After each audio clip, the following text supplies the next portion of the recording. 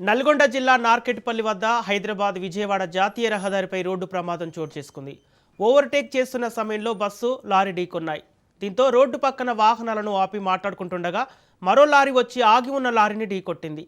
ఈ ప్రమాదంలో ఇద్దరు బస్సు డ్రైవర్లు అక్కడికక్కడే మృతి చెందగా బస్సు క్లీనర్ తీవ్రంగా గాయపడ్డాడు.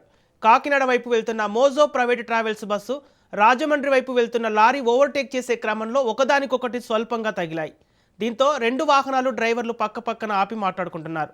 ఇంతలో హైదరాబాద్ నుంచి విజయవాడ వైపు వస్తున్న లారీ అతివేగంతో దూసుకొచ్చి ఆపి ఉన్న లారీని ఢీకొట్టింది. దీంతో నలుగురు వ్యక్తులు రెండు లారీల మధ్య నలిగిపోయారు. ఈ ఘటనలో రెండో బస్సు డ్రైవర్ శ్రీనివాస్, బంగారయ్య అక్కడికక్కడే దుర్మరణం చెందారు. మొదటి బస్సు క్లీనర్ సురేష్ తీవ్రంగా గాయపడ్డాడు.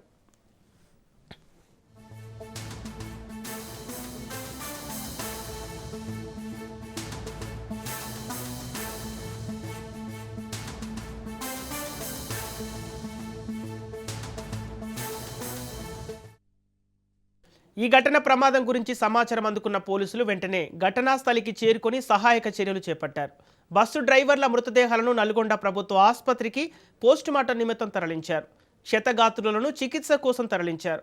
ఇక 3 వాహనాలను పోలీసులు స్టేషన్కు తరలించి రహదారిపై ట్రాఫిక్ను క్లియర్ చేశారు. ఇక ఇదే అంశానికి సంబంధించి పూర్తి డీటెయిల్స్ మా ప్రతినిధి పుల్లారావు అందిస్తారు. పుల్లారావు, విజయవాడ జాతీయ రహదారిపై ఈ యాక్సిడెంట్కి సంబంధించి అప్డేట్స్ ఏంటి? ఈరోజు నల్గొండ జిల్లా నాగరిపల్లి వద్ద అంటే హైదరాబాద్ విజయవాడ జాతీయ రహదారిపై రోడ్డు ప్రమాదాన్ని చోటు చేసుకుంది. తెల్లవారుజామున 2:30 గంటల సమయంలో ఈ ప్రమాదం చోటు చేసుకుంది. ఈ ప్రమాదంలో ఇద్దరు మృతి చెందగా మరో వ్యక్తి మాత్రం తీవ్రంగా గాయపడ్డ పరిస్థితి నెలకొందని చెప్పవచ్చు.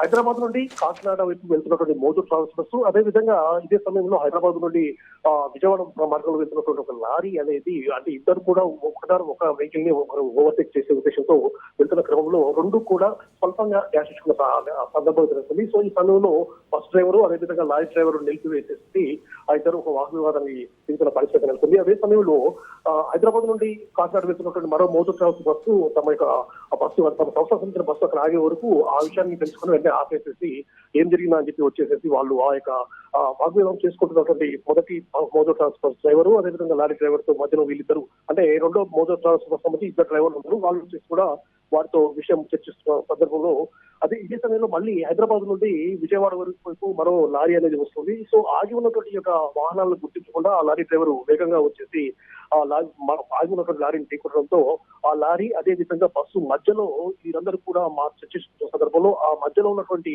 ఆ డ్రైవర్లు, అంటే నలుగురు పెట్టుకోవడం మొత్తం ఆ మధ్యలోనే వాళ్ళు ఇరుక్కుపోయిన సందర్భం అయితే నెలకొంది. దీంట్లో రెండో బస్సు నుంచి వచ్చి ఎవరైతే డ్రైవర్లు ఉన్నారో బంగారయ్య అదేవిధంగా శ్రీనివాస్, వారిద్దరు కూడా మధ్యలో ఉండి మాట్లాడుతుండగా ఈ డ్రైవరు ఈ లారీ అనేది వచ్చి వాళ్ళని ఢీకొట్టడంతో ఆ బస్సు లారీకి మధ్య వాళ్ళు ఇరుక్కుపోయిన పరిస్థితి నెలకొంది. ఇద్దరు కూడా వెంటనే స్పాట్ లో చనిపోయిన పరిస్థితి. అదే సమయంలో బస్ డ్రైవర్ సురేష్ కూడా అక్కడే ఉన్నాడు. అతనికి కూడా తీవ్ర గాయాలు కావడం జరిగింది.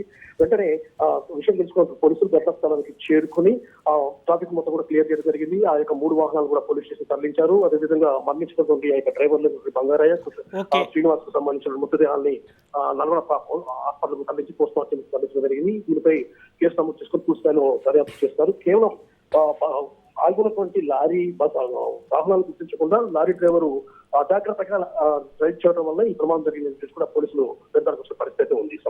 Okay, right, thank you Pullarao.